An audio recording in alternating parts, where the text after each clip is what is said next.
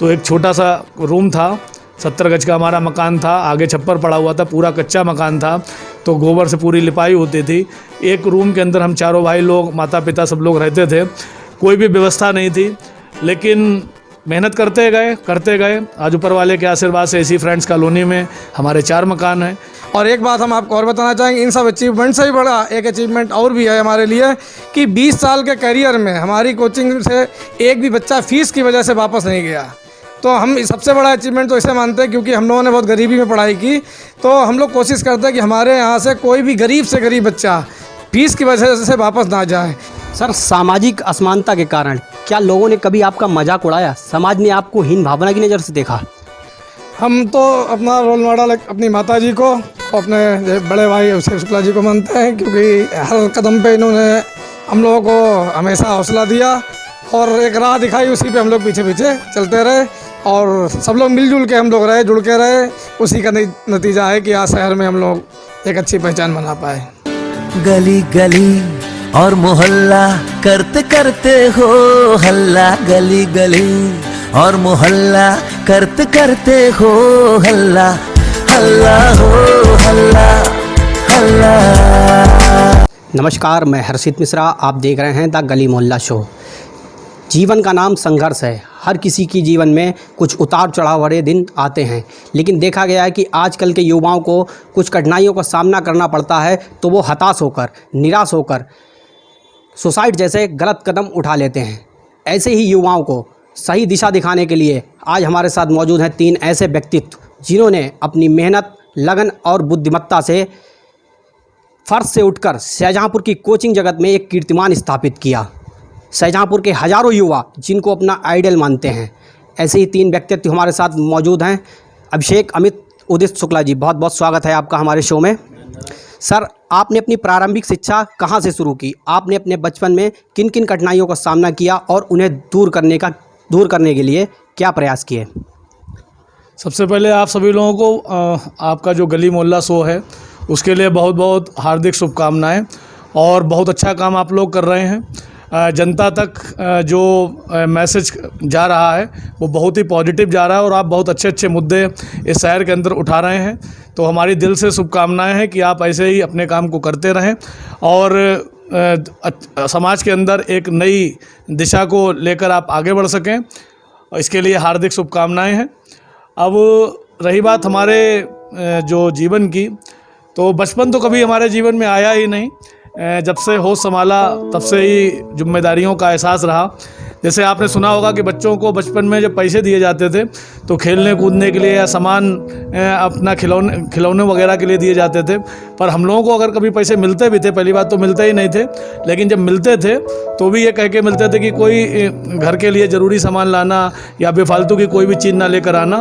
तो बचपन तो कभी रहा ही नहीं। जीवन बहुत संघर्ष भरा रहा। शुरुआत से ही हमारी आरंभिक शिक्षा GL कनौजिया पब्लिक स्कूल में हमने पढ़ाई की, लेकिन किन्हीं कारणों बस हमारे पिताजी जो कोऑपरेटिव में थे सस्पेंड हो गए, तो बहुत ज़्यादा आर्थिक संकट हमारे घर में आ गया। हमारे पिताजी को पान का खोखा लगाना पड़ा, तो हम लोगों को उस विद्यालय से नाम हटाकर देवी प्रसाद में हम लोगों ने अपनी शिक्षा को प्रारंभ किया। हम 2 भाई लोग देवी प्रसाद विद्यालय में पढ़ते थे, जहाँ पर 10 रुपये एक स्टूडेंट की फ़ीस पड़ती थी, यानी हम दोनों लोगों की 20 रुपये जो फ़ीस थी उसमें एक लोगों की 5 रुपये फ़ीस माफ़ हो गई थी। 15 रुपये फ़ीस हम दोनों भाइयों की पड़ती थी। वो 15 रुपये भी उस टाइम पर निकालना बहुत ही कठिनाई होती थी। तो उसके लिए मेरी माताजी ने उसी विद्यालय में नौकरी की और होम ट्यूशन पढ़ाई, तब जाकर हम लोगों को पढ़ाने के लिए आगे बढ़ाया। और भी बहुत सारी कठिनाइयाँ आई कि कभी कभी सुबह का खाना बनता था, शाम का खाना नहीं बन पाता था। पिताजी ने पान का खोखा लगाया, उसमें भी चोरी हो गई। मतलब दिन कठिनता भरे ही हमेशा रहे। तो जब जैसा लगा, थोड़ा बहुत समझ में आया, तो पापा के साथ थोड़ा सहयोग करना शुरू किया। बर्फ़ भी हम लोगों ने बेची। आप लोगों ने पतंगें उड़ाई होंगी, हम लोग पतंगें लूटते थे। तो पतंगें जो लूटते थे तो वो पतंग उड़ाने के लिए नहीं लूटते थे, वो पतंगें लूटकर हम लोग इकट्ठी करके बेचते थे। उन पैसों से आज भी मुझे याद है, एक बार हमने अपने पिताजी के लिए एक कुर्ता पैजामा बनवाया था। पतंगें लूट लूट के जो पैसे इकट्ठे किए थे, अपने लिए कुर्ता पैजामा बनवाया था। गर्मी के दिनों में बर्फ़ जो आती है, बर्फ़, उसको बेचा करते थे। फिर जैसे जैसे और बड़े हुए, 8th क्लास में आए, मिशन स्कूल में फिर हमारी पढ़ाई स्टार्ट हुई। 6 से लेकर 12 तक मैंने मिशन स्कूल से पढ़ाई स्टार्ट की। तो संघर्ष और बढ़ता है चला गया, मतलब वो कम नहीं हुआ। लेकिन शुरू से एक जुनून था कि जब माता पिताजी को देखते थे कि वो लोग भी इतनी मेहनत कर रहे हैं। मेरी मम्मी ने बहुत मेहनत की, 20-20 रुपये 30-30 रुपये वो ट्यूशन पढ़ाती थी। मेरे पिताजी पहले सेल्समैन ही करते थे, फिर पान के खोखे पे बैठते थे, और इतनी भी आमदनी नहीं हो पाती थी कि हम 6 लोगों का गुजारा हो सके। बहुत ही आर्थिक स्थिति हम लोगों की ख़राब थी। जो मधुर मिलन मैरिज लॉन, जिसका नाम आप लोग शाहजहाँपुर में सुनते होंगे, इसमें पहले जानवर चरा करते थे, गाय भैंसें बहुत आती थी। तो वहाँ से हम लोग गोबर उठा के लाते थे। गोबर उठाकर फिर उनके जो उपले बनते हैं उनको बेचते थे। तो कहीं ना कहीं से धन को अर्जित करने की कोशिश करते थे कि किसी भी तरीके से हमारी पढ़ाई चलती रहे, क्योंकि हमें लगता था कि ये एक ऐसा ब्रह्मास्त्र है, अगर हमने इसको रोक दिया तो शायद हमारी लोगों की लाइफ बिल्कुल ख़त्म हो जाएगी। तो संघर्ष भरा हम लोगों का बहुत जीवन रहा, लेकिन कभी हारे नहीं, और छोटी छोटी खुशियों के लिए लड़ते रहे, आगे बढ़ते रहे। लेकिन हार कभी भी हम लोगों ने बर्दाश्त नहीं की, हमेशा जीतने के जज्बे से ही आगे बढ़े। उसके बाद होश संभाला। 10th क्लास मैंने 95 में हाई स्कूल किया और 97 में मैंने इंटरमीडिएट किया। तो 10th क्लास में जब मैं आया तो मैंने दुकान पर यानी शॉप पर काम किया। वहाँ पर डे 10 रुपये मिलते थे, यानी 300 रुपये महीने के हमें मिलते थे। तो वो 10 रुपये भी हम इकट्ठे कर लेते थे कि अगली फ़ीस हम जमा कर देंगे। उसके बाद जब हम 12th क्लास में आए तो 12th क्लास में मैंने सेल्समैनी का काम किया पेरिस टॉफ़ी में। वहाँ मेरा जो एरिया होता था वो रौजा से लेकर चिनौर तक का होता था। इस तपती धूप में, जिसमें आप लोग शायद बाहर निकल भी ना पाओ एसी कूलर पंखे से, हम पूरी दोपहर भर माल को पहले सप्लाई करते थे और शाम को फिर उसका पेमेंट लाते थे। तो 1200 रुपये मुझे सैलरी मिलती थी। तो वो 1200 रुपये इकट्ठे कर लिए कि चलिए BSc करना हुआ या कुछ भी करना हुआ तो वो हमारी फ़ीस के काम में आएंगे। तो संघर्ष भरा बहुत जीवन रहा, लेकिन मज़ा आया लाइफ को जीने में। और सब कुछ उसी का परिणाम है कि मेहनत करने की आदत पड़ गई। फैमिली ने पूरा सपोर्ट किया, और एक छोटे से मकान में इधर फ्रेंड्स कॉलोनी में हम लोग जब रहने आए तो एक छोटा सा रूम था, 70 गज का हमारा मकान था। आगे छप्पर पड़ा हुआ था, पूरा कच्चा मकान था, तो गोबर से पूरी लिपाई होती थी। एक रूम के अंदर हम चारों भाई लोग, माता पिता सब लोग रहते थे। कोई भी व्यवस्था नहीं थी, लेकिन मेहनत करते गए। आज ऊपर वाले के आशीर्वाद से इसी फ्रेंड्स कॉलोनी में हमारे 4 मकान हैं, और सब कुछ ऊपर वाले का आशीर्वाद है और आप लोगों की दुआएं हैं। सर, सामाजिक असमानता के कारण क्या लोगों ने कभी आपका मजाक उड़ाया? समाज ने आपको हीन भावना की नज़र से देखा? हाँ, समाज ने बहुत बार हीन भावना से देखा। और मतलब हमारे मोहल्ले में तो ये था कि उनके बच्चों का हम लोगों के साथ खेलना भी अलाउ नहीं था। मोहल्ले के कुछ लोग तो हम लोगों को लावारिस बोलते थे और गंदे बच्चे बोलते थे। अगर उनके बच्चे हम लोगों के साथ खेल लेते थे तो उनकी शाम को मार पड़ा करती थी कि ये गंदे बच्चे हैं, इनके साथ मत खेला करो, तुम भी गंदे हो जाओगे। और बहुत सारी दिक्कतें आई, जैसे हमारे घर में टीवी नहीं थी और मुझे टीवी देखने का बहुत मैं आपको एक बात और बता दूं, मेरी बचपन में बहुत मार पड़ी है, क्योंकि अब मेरे को शौक़ थे, जैसे मुझे टीवी देखने का बहुत शौक़ था। तो हर घर में टीवी थी, मेरे घर में टीवी नहीं थी। उस समय महाभारत रामायण ये सीरियल आया करते थे, तो हम जैसे घर पे चले आया करते थे तो वो लोग ज़मीन में बैठालते थे, कभी कभी तो गेट पे ताला भी डाल देते थे। लेकिन जैसे अगर हम अंदर धोखे से पहुंच गए तो ज़मीन बैठ के देख आए, लेकिन और अगर उन्होंने पहले से ताला डाल दिया तो हम पहुंच भी नहीं पाए। तो एक बार का वाकया है कि मेरे घर के पड़ोस में टीवी चल रही थी और डिस्टेंस करीब 50 मीटर की दूरी रही होगी, मतलब मुझे उसकी आवाज़ भी नहीं सुनाई पड़ रही थी, बस ऐसा लग रहा था कि पर्दे पर कुछ चल रहा है और मैं अपने जीने पर बैठकर उसको सुन रहा था। तो मेरे पिताजी ने मुझे 2-3 बार आवाज़ दी, लेकिन मैंने उनकी आवाज़ को नहीं सुना। तो मेरे पिताजी गुस्से में, उस दिन मेरी बहुत मार हुई। तो मेरी माताजी ने बहुत जोड़ बटोर के कुछ पैसे रखे थे, 1000-2000 रुपये। तो मेरी मम्मी ने उसके अगले दिन ही टीवी मेरे लिए मंगाई। आज भी वो टीवी मेरे पास रखी हुई है। मैं अपने जब भी पुराने दिनों को याद करता हूँ तो मैं उस टीवी को ज़रूर देखता हूँ, जिससे मुझे अपने पुराने दिन याद आते हैं। और भी बहुत सारी चीज़ें आई मकान को लेकर। हम लोगों को मोहल्ले में कोई इनवाइट नहीं करता था, किसी फंक्शन में नहीं बुलाता था। उन्हें लगता था कि ये लोग उस काबिल नहीं है, हम लोग के पास अच्छे कपड़े नहीं होते थे, तो वो अपनी किसी भी महफिल में या किसी भी फंक्शन में हम लोग को इनवाइट नहीं करते थे। तो बहुत सारी दिक्कतें हुई। एक वाकया और था, मेरी माताजी एक बार बहुत बीमार पड़ी, तो मेरे पिताजी साइकिल से उनको ले जा रहे थे, तो मोहल्ले की कुछ आंटी जी लोग उन्हें देख के मुस्कुराईं। उसी दिन मैंने जिद एक पकड़ ली थी कि मम्मी अब तुम गाड़ी पे ही बैठोगी।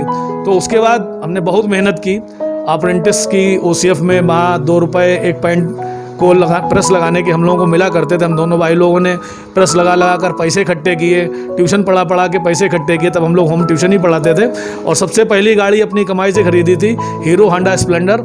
और उस दिन जब अपनी माता जी को उस पर बैठाला था तो बहुत प्राउड फील हुआ था, लगा था कि लाइफ में कुछ अचीव किया है। तो सामाजिक असमानताएं बहुत रहीं, लेकिन मैं किसी से कोई भी मेरा गिला शिकवा नहीं है। मैं उनको थैंक्स बोलना चाहता हूं कि अगर वो सामाजिक असमानता ना होती तो शायद मेरे मन में उनके एक जुनून नहीं आता। और मेरा जीने का सलीका आज भी यही है कि जितनी मुझे आलोचना मिलती है उतनी ही ज़्यादा मैं मेहनत करने का अपने अंदर जज्बा रखता हूँ। तो मुझे किसी से कोई गिला शिकवा नहीं है। वो वक्त का फेर था, लोगों ने आलोचना करी, शायद उसी की वजह से आज हम इस मुकाम पर हैं। सर आपने जो है इतना संघर्ष किया, जीवन में आगे बढ़े। सर आपने पढ़ाना कब से शुरू किया? आपने अपने कोचिंग संस्थान की स्थापना कब से की? और आपने किसी कंपटीशन की तैयारी की कभी? 97 में जब मैंने इंटरमीडिएट किया था तो उसी साल से मैं होम ट्यूशन भी पढ़ाने लगा था और सेल्समैन ही तो मैं करता ही था साथ साथ में। अच्छा, ट्यूशन पढ़ने का मुझे ज़्यादा अवसर नहीं मिला क्योंकि घर की आर्थिक स्थिति अच्छी नहीं थी, लेकिन तब भी 2 बड़े नाम मेरे जीवन में आए। एक नाम श्री महेश चंद्र त्रिपाठी जी का, वो मुझे 9th में इंग्लिश पढ़ाया करते थे, अपने साथ साइकिल पे बैठा के ले जाते थे और किसी घर में वो ट्यूशन पढ़ाते थे तो साथ में वहीं पर हमको लिए जाते थे। और दूसरा नाम हमारे जीवन में आया रोजा इंटर कॉलेज के श्री नेत्र राम पाल जी का, जिन्होंने हाई स्कूल में मुझे मैथ पढ़ाई और बहुत मेरा सपोर्ट किया। शायद उनका बहुत बड़ा योगदान हमारे जीवन में है।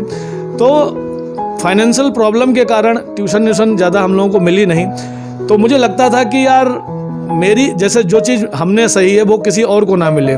तो एक मन में इच्छा थी कि शहर के लिए कुछ करना है, कोई एक ऐसा इंस्टीट्यूट खोलना है जिसमें गरीब से गरीब व्यक्ति अपने बच्चे को पढ़ा सके और हम उसे शिक्षित करके, क्योंकि मेरा शुरू से एक मानना रहा है, जैसे मैं बहुत बड़ी बड़ी बातें नहीं करता हूँ कि देश सुधारो, मुझे ऐसा लगता है कि अगर अपने आप घर को सुधार लेंगे तो घर सुधर जाएगा, मोहल्ला सुधर जाएगा, मोहल्ला सुधर जाएगा तो जिला सुधर जाएगा और जिला सुधर जाएगा तो स्टेट सुधर जाएगा और भारतवर्ष अपने आप सुधर जाएगा। खाली बड़ी बड़ी बातें करने से कुछ नहीं होता है। तो मुझे लगता था अगर मैं हर घर के एक बच्चे को भी शिक्षित कर दूंगा और वो सही दिशा पकड़ लेगा तो इतने घरों में खुशियाँ लौट आएंगी। तो इसको लेकर 2000 में मैंने एक कॉन्सेप्ट सोचा कि पढ़ाई का एक बिल्कुल नया और एक सच्चा निष्कर्ष, इसको एक मैंने नाम दिया new true solution study point. 2000 में हमने इसकी स्थापना की और मेरा एक रूम था 12x8 का, एक छोटी सी मेज़ थी, उसमें 5 स्टूडेंट से हमने शुरुआत करी। वो 5 स्टूडेंट भी जिन्हें मैं पहले होम ट्यूशन पढ़ाया करता था वो मेरे घर पे पढ़ने आ गए। तो नाम को लेकर भी काफ़ी मजाक बना और जब मैं अपनी कोचिंग का बोर्ड टांग रहा था तब भी कई लोग मुस्कुराए, समाज में आलोचना हुई, परिवार में भी लोगों ने मजाक बनाया। लेकिन शुरू से आप लोगों से भी ये कहना चाहते हैं कि सुनो सबकी, करो मन की, बशर्ते वो डिसीजन आपका सही होना चाहिए। और फिर हमने NTSSP को स्टार्ट किया, बहुत मेहनत की और उसका आज परिणाम 20 साल कंप्लीट हो गए हैं और अच्छे स्टूडेंट NTSSP से शिक्षित होकर जा चुके हैं। सर आपने कभी किसी कंपटीशन की तैयारी की, कभी कोचिंग संस्थान के सिवा या किसी सरकारी नौकरी या प्राइवेट जॉब के लिए कभी आपने कोई प्रयास किया? हाँ, कंपटीशन की तैयारी के लिए जैसे 2000 में मेरा ग्रेजुएशन कंप्लीट हुआ। फाइनेंशियल कंडीशन बहुत अच्छी नहीं रही, इस वजह से थोड़ा हम ये भी सोचा करते थे कि अगर सपोज़ हमारी जॉब लग भी गई और हम कहीं बाहर चले गए तो हमारे पीछे जो हमारे 3 भाई हैं ये शायद आगे फिर ना बढ़ पाएँ। तो एक थोड़ा सा सेक्रीफाइस आप कह सकते हैं। हमने कोशिश यही करी कि कोई भी जॉब मिले वो हमें यहीं मिले। फिर भी हमने 2000 में जब मेरा BSc कंप्लीट हुआ तो मैंने लखनऊ से न्यू स्टैंडर्ड से MBBS की पढ़ाई के लिए कोचिंग क्लास लिया। बट 2-2.5 महीने करने के बाद मेरा यहाँ ऑर्डिनेंस क्लोथिंग फैक्ट्री में 41st बैच से सिलेक्शन हो गया, हमारा और हमारे छोटे भाई अमित शुक्ला का। हम दोनों लोगों का उसी बैच में सिलेक्शन हो गया। उसके 1-2 साल के बाद हम लोगों को वहाँ से ज्वाइनिंग भी मिल गई और हम लोगों को अपने ही शाहजहाँपुर में सेंट्रल गवर्नमेंट की जॉब मिल गई, जिसको हम लोगों ने करीब 2 से 3 साल तक किया अभी। लेकिन चूँकि पढ़ाने का एक अलग जुनून था और हम पढ़ा भी रहे थे तो जॉब के साथ में पढ़ाना थोड़ा सा बैलेंस नहीं बन पाया। और मुझे भी ये लगा कि काम वो करना चाहिए जिसमें आप पूरा जुनून के साथ मेंटल सेटिस्फेक्शन दे सकें। तो फिर यही हुआ कि हम दोनों भाइयों ने फिर ऑर्डिनेंस क्लोथिंग फैक्ट्री OCF से ये रिजाइनिंग दे दिया और इसके बाद हम लोग अपने ये कोचिंग वाले काम को आगे बढ़ाने लगे। उसका परिणाम यह निकला कि जो सपने हम और अमित सर नहीं पूरे कर पाए वो हमने अपने दोनों भाइयों में पूरे किए। हमारे तीसरे भाई उदित शुक्ला जो हैं, उन्होंने एसएस कॉलेज से बीएससी कंप्लीट किया। उसके बाद गुरुकुल हरिद्वार से उन्होंने एमबीए कंप्लीट किया और उन्होंने जॉब की। फिर उसके बाद हमारे फोर्थ वाले भाई, उन्होंने इंटरमीडिएट मिशन स्कूल से ही किया। उसके बाद उनका जीटीआई में सिलेक्शन हुआ। फिर उन्होंने क्या नाम बीटेक किया। बीटेक उन्होंने एबीएस कॉलेज गाज़ियाबाद से किया। उसके बाद आज ऊपर वाले के आशीर्वाद से वो मुंबई में हैं और बहुत अच्छी पोस्ट पर जॉब कर रहे हैं। सॉफ्टवेयर इंजीनियर हैं। काफ़ी टाइम उन्हें हो गया घर से निकले हुए। तो जो सपने हम लोगों के जीवन में नहीं पूरे हो पाए, हम लोग नहीं कर पाए, वो हमारे दोनों भाइयों को हम लोगों ने बाहर निकाल कर उन्हें आगे बढ़ाकर अपने पूरे किए। और मुझे आज इस बात का बहुत प्राउड है कि आज हमारे सभी भाई अपने अपने स्थान पर अच्छी अच्छी जगहों पर हैं और हमारे परिवार में आज भी बहुत ही अच्छा कम्युनिकेशन है। हम चारों भाइयों में आपसी बहुत ही कम्युनिकेशन रहता है और फैमिली के अंदर किसी भी प्रकार की कोई प्रॉब्लम नहीं है। अमित सर, आप ये बताइए कि आप अपने कोचिंग के पुराने रिजल्ट के बारे में बताइए। ऐसा कौन सा क्षण था जब आपको गौरव महसूस हुआ? सबसे बड़े गौरव की बात तो तब रही कि जब हमारा जो दूसरा बैच था उसमें एक लड़का था सुमित सक्सेना। उसने जब पूरे शहर में टॉप किया था, अपने कॉलेज में टॉप किया था, उसके बाद से एनटीएसएसपी का नाम पूरे शहर में छा गया था और उसके बाद से हर व्यक्ति की जुबान पे एनटीएसएसपी का नाम आ गया था। दूसरा गौरव का क्षण तब आया कि जब हमारे एक स्टूडेंट के मैथ में 100 आउट ऑफ 100 मार्क्स आए, वो भी गवर्नमेंट स्कूल के बच्चे के। आपने कन्वेंट स्कूल के या सीबीएसई के बच्चों के सुने होंगे 100 में 100, लेकिन यूपी बोर्ड का बच्चा 100 में से 100 नंबर मैथ में लेके आता था। ये बहुत बड़ी बात है। तब हमें बहुत अच्छा लगा, बहुत गौरव महसूस हुआ। उसके अलावा जब हमारे मुख्यमंत्री योगी आदित्यनाथ जी ने हमारे एक स्टूडेंट को बड़े से मंच पे सम्मानित किया, तब हमारा नाम पूरे शहर में हर कोने कोने तक पहुंच गया। तो वो भी बहुत गौरव की बात रही। और एक बात और हम आपको बताना चाहेंगे कि एक उससे भी बड़ी गौरव की बात ये रही कि हमारा एक स्टूडेंट है पीयूष, जिसने कि पूरा मंडल टॉप किया था, पूरे बरेली मंडल, वो अखबार के पन्नों पे छा गया था। उसके 94.3% मार्क्स आए थे। आज भी वो इतिहास बना हुआ है। उससे ऊपर अभी तक किसी के नंबर श्यामपुर में उसके बाद से नहीं आए हैं। और एक बात हम आपको और बताना चाहेंगे, इन सब अचीवमेंट से ही बड़ा एक अचीवमेंट और भी है हमारे लिए कि 20 साल के करियर में हमारी कोचिंग से एक भी बच्चा फीस की वजह से वापस नहीं गया। तो हम सबसे बड़ा अचीवमेंट तो इसे मानते हैं, क्योंकि हम लोगों ने बहुत गरीबी में पढ़ाई की। तो हम लोग कोशिश करते हैं कि हमारे यहाँ से कोई भी गरीब से गरीब बच्चा फीस की वजह से वापस ना जाए। कोई भी बच्चा नहीं कह सकता है कि हम फीस की वजह से सर क्या नहीं पढ़ पाए, चाहे उसके पास फीस हो या ना हो। तो सबसे बड़ी गौरव की बात तो यही है। बस यही सबसे अच्छा हमारे लिए क्षण रहा है। सर, आपको बुरा नहीं लगता कि आप इतनी कड़ी मेहनत करते हैं और आपके छात्र टॉप करते हैं और उनका क्रेडिट स्कूलों को मिल जाता है? मैं अपनी बात कहने से पहले हर्षित जी और आकाश जी का धन्यवाद कहना चाहूँगा, जिन्होंने इस चैनल को शुरू किया और इस चैनल के माध्यम से हम लोगों को कुछ बोलने का मौका दिया। तो आप लोगों का बहुत बहुत धन्यवाद। और जैसा कि आपने हमसे क्वेश्चन पूछा कि हमें बुरा नहीं लगता, तो हमें इसका कुछ भी बुरा नहीं लगता है कि अगर हमारे स्टूडेंट टॉप करें और क्रेडिट स्कूल वाले लेते हैं तो हमें कुछ बुरा नहीं लगता, क्योंकि हमारा स्टूडेंट ये जानता है कि हम लोगों ने क्या मेहनत की है। जैसे एक हीरे की परख जौहरी जानता है, वैसे हमारा स्टूडेंट जो है हम लोगों की पढ़ाई के बारे में जानता है कि हमारे टीचर्स ने हमारे लिए क्या मेहनत की है। तो स्टूडेंट को ये बात मालूम है अच्छी तरीके से कि हमारे सर ने बहुत मेहनत की है। मैं इस चैनल के माध्यम से स्कूल वालों से ये कहना चाहता हूँ कि अगर हमारा स्टूडेंट जो भी अपनी लाइफ में अचीवमेंट प्राप्त कर रहा है तो उसके लिए उसे डिस्करेज ना करें, बल्कि ज़्यादा से ज़्यादा उसे कोऑपरेट करें, क्योंकि स्टूडेंट ने ये मुकाम हासिल करने के लिए बहुत मेहनत की है। तो आप जो है उसे ज़्यादा से ज़्यादा प्रोत्साहित करें ताकि वो अपनी लाइफ में कुछ और अच्छा करने की कोशिश करे। और मैं अपने स्टूडेंट से यही कहना चाहता हूँ कि ज़िंदगी में कभी निराश ना हो, क्योंकि कठिनाइयाँ जो हैं वो जीवन में लगी रहती हैं और कठिनाइयों में ही हमारे टैलेंट की पहचान होती है। अगर आप कठिनाइयों से उबरना जानते हैं तो आपको जीवन में आगे बढ़ने से कोई नहीं रोक सकता। सर, 20 साल के कोचिंग कैरियर में आपने किन किन परेशानियों का सामना किया और उन परेशानियों से लड़ने के लिए आपने क्या प्रयास किए? परेशानियाँ तो बहुत सारी आई कोचिंग करियर में। सबसे पहले तो जब स्टूडेंट नहीं थे तो यही सबसे बड़ी परेशानी थी। फिर जब स्टूडेंट्स की संख्या बढ़ती गई, मेहनत हम लोग करते गए, एक नया काफ़िला बनता चला गया, तब लोगों की नज़रों में थोड़ा सा खटकने लगे। तो 2011-12 में हमारे जीवन में एक हादसा हुआ। कई लोगों ने एक षड्यंत्र के तहत हमको फंसाया और हमारे यहाँ DIF साहब आ गए। उसके बाद में करीब कुछ कार्रवाई उन्होंने कर दी क्योंकि रजिस्ट्रेशन हमारा नहीं था और 3 दिन मुझे जेल जाना पड़ा। बड़ा दुर्भाग्य रहा ये कि इतना अच्छा काम करने के बावजूद मेरे साथ ऐसा बर्ताव हुआ, लेकिन उसने भी मुझे ज़िंदगी में बहुत कुछ सिखाया और उस दौरान अपनों के बारे में थोड़ा सा पता लगा। स्टूडेंट्स, उनके गार्जियन और हमारी फैमिली ने बहुत मेरा सपोर्ट किया। 3 दिन के बाद जब बाहर हम आए तो काफ़ी सारे क्वेश्चन मेरे दिमाग में चल रहे थे, क्योंकि पहला तो यही क्वेश्चन था कि मुझे किस बात की सज़ा मिली।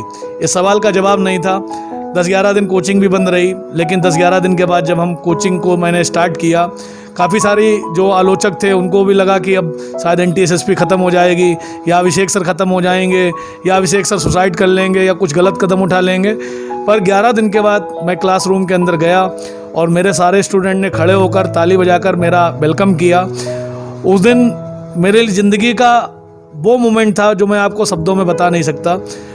मैंने अपने आप को व्यवस्थित किया, अपने आप से कुछ वादे किए, स्टूडेंट से कुछ वादे लिए और उस साल मैंने बहुत मेहनत की और उसी न्यूज़पेपर पर मेरे टॉपर्स की फ़ोटो आई और सारे स्टूडेंट ने कोऑपरेट करके मुझको फिर वही पुराना सम्मान दिलाया।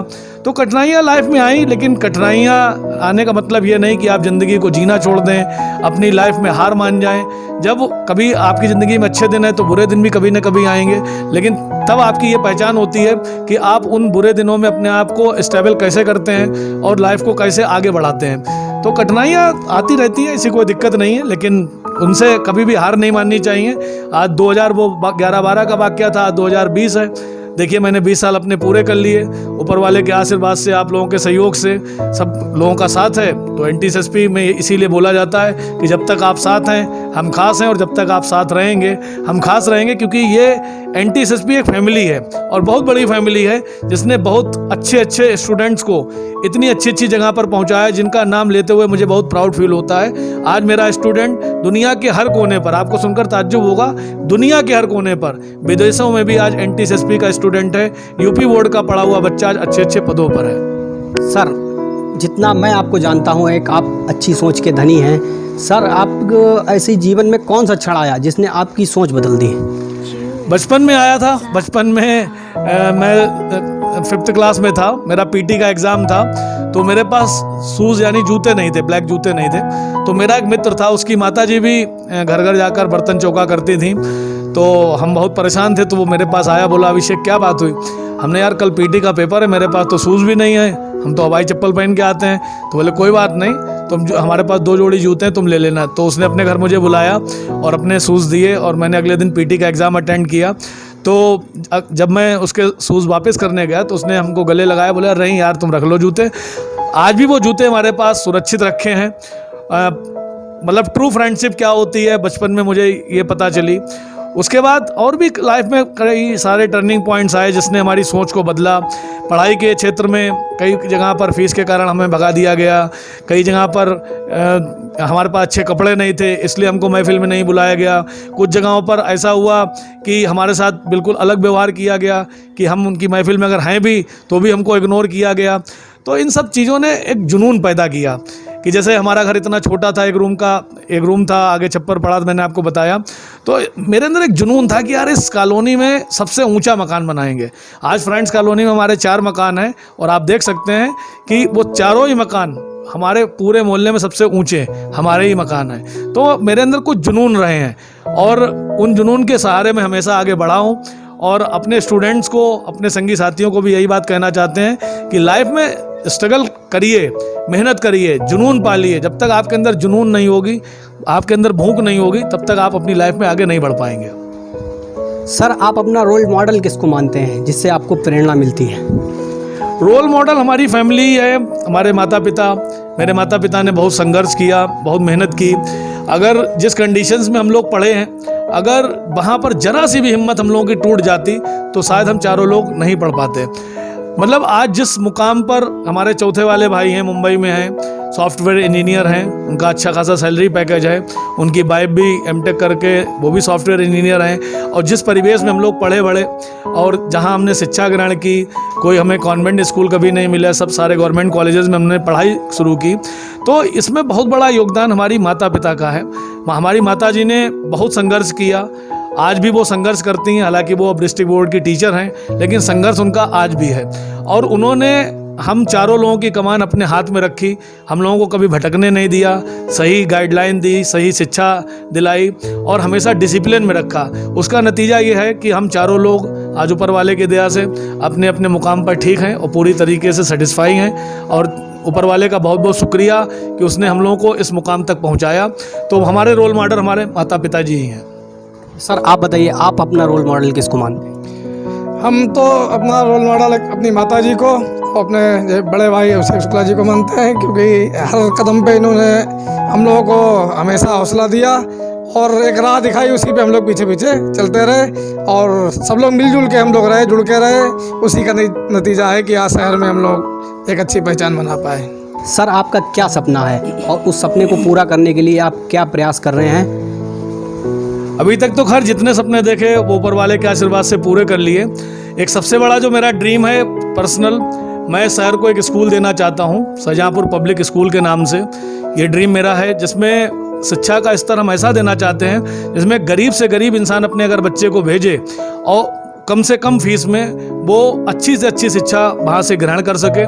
दूसरा, स्टूडेंट से अपने केवल एक ही एक्सपेक्टेशन है, आज तक मैंने कभी कोई एक्सपेक्टेशन नहीं की। स्टूडेंट के लिए मेरी बस एक ही एक्सपेक्टेशन है कि कोई भी मेरा स्टूडेंट IAS के एग्ज़ाम को बीट करे, मैं बहुत प्राउडली बोलूं कि फ़लाने ज़िले का DM हमारा स्टूडेंट है। और अपने सभी स्टूडेंट को एक मैसेज देना चाहते हैं कि अगर आपने NTSSP से कुछ भी अच्छा सीखा हो तो उसको हर जगह फैलाइए। कोशिश करिए कि अगर आपकी वजह से किसी के दुखों को आप दूर कर सकते हैं, उसके चेहरे पर मुस्कुराहट ला सकते हैं, तो आपके जीवन का ये सबसे बड़ा लक्ष्य होना चाहिए। अब आपको लगता है कि आपकी वजह से किसी का कोई किसी काम में फ़ायदा हो सकता है या आप उसको कोई राय मशवरा देकर उसे आगे बढ़ा सकते हैं, तो उसको ज़रूर करिए। कम्युनिकेट रहिए, NTSSP की एक पहचान रही है, We are a team। हम लोग एक टीम की तरह रहे हैं। अगर एक शब्द कहीं आप दूसरे शहर भी चले जाओ और आपको लगता है कि ये बंदा देखा हुआ है, और अगर आप एक शब्द बोलो कि NTSSP के हो, तो अगर वो NTSSP का बंदा होता है तो आपको पूरी रिस्पेक्ट देता है, आपका पूरा कोऑपरेट करता है और जितना भी उससे बन पड़ता है वो आपके लिए करता है। तो इस बात का मुझे बहुत प्राउड है कि जो शिक्षा लेकर NTSSP का स्टूडेंट यहाँ से जाता है वो हमेशा जीवन भर याद रखता है। और कितना भी पुराना स्टूडेंट हम लोगों को मिले, कितने साल भी बाद मिले, वही सम्मान उसके मन में हम लोगों के लिए रहता है। यह NTSSP की सबसे बड़ी पहचान है। NTSSP में रिश्तों की कद्र करना सिखाया जाता है। NTSSP में बच्चे को क्रिएटिव बनाया जाता है, ऑलराउंडर बनाया जाता है। और कैसी भी परिस्थिति हो, NTSSP का स्टूडेंट हर परिस्थिति में सर्वाइव करने के लिए हमेशा स्टेबल होता है। तो ये NTSSP की कुछ विशेषताएं हैं जिनको लेकर हम लोग आगे बढ़ रहे हैं और आगे भी प्रयास करते रहेंगे। कोशिश करेंगे कि और कुछ अच्छी अच्छी चीज़ें हम यहाँ पर ला सकें जो हमारे बच्चों के लिए बहुत फ़ायदेमंद हों। सर अन्य संस्थानों में और आपके संस्थान में क्या डिफरेंस लगता है आपको? अन्य संस्थानों और यहाँ में डिफरेंस सबसे बड़ा, यहाँ का स्टूडेंट जो है वो जो भी रिस्पेक्ट देता है बहुत दिल से रिस्पेक्ट देता है। उसके मन में एक रिस्पेक्ट, बिल्कुल घर वाली फीलिंग आती है। उसको लगता है कि वो अपने मम्मी पापा को छोड़कर आया तो उसको दूसरी फैमिली यहाँ पर मिली है। हम लोग भी कोशिश करते हैं कि बड़े भाई की तरह उसको ट्रीट करें, एक दोस्त की तरह उसको ट्रीट करें। उसके चेहरे पर अगर कोई भी टेंशन है तो उसको बिना बोले ही, वो अगर हमसे ना भी बोले तब भी हम उसको रीड करके उसको सॉल्व करने की कोशिश करें और हमेशा उसका पूरी तरीके से कोऑपरेट करें। उसके अंदर किसी प्रकार की इन्फ्योरिटी कॉम्प्लेक्स ना रहे। तो हम लोग ज़्यादा कोशिश करते हैं कि उसके अंदर की जो भी टैलेंट है वो बाहर निकल कर आए और वो अपने टैलेंट के साथ आगे बढ़े। जहाँ पर हमारी ज़रूरत पड़ती है हम हमेशा उसके साथ खड़े होते हैं और कोशिश करते हैं कि वो अपनी लाइफ में बहुत आगे बढ़े। हमारी उससे कोई एक्सपेक्टेशन नहीं है, बस वो दिल से रिस्पेक्ट करे। तो अन्य संस्थानों से बस इतना सा ही केवल डिफरेंस है कि हमारा स्टूडेंट हम लोगों के दिल के बहुत करीब होता है और बिल्कुल हमेशा जुड़ा रहता है। ये नहीं कि पढ़ के जाने के बाद वो भूल जाए या याद ना रखे या कभी मिले तो उसके अंदर वो रिस्पेक्ट ना हो। तो कितना भी पुराना स्टूडेंट हम लोगों को मिले वो उसी सम्मान के साथ हम लोगों से मिलता है और वही रिस्पेक्ट देता है। ये मेरे लिए बहुत बड़ी बात है। तो ये हमारे साथ मौजूद थे शुक्लास ब्रदर। इनके जीवन से हमें ये प्रेरणा लेनी चाहिए कि जीवन में उतार चढ़ाव और कठिनाइयाँ आती हैं, पर हमें कभी भी हार नहीं माननी चाहिए, जीवन को करना चाहिए और उससे आगे बढ़ना चाहिए। और भी इंटरव्यूज़ और पब्लिक सर्वे देखने के लिए आप हमारे साथ जुड़े रहिए, देखते रहिए द गली मोहल्ला शो। नमस्कार।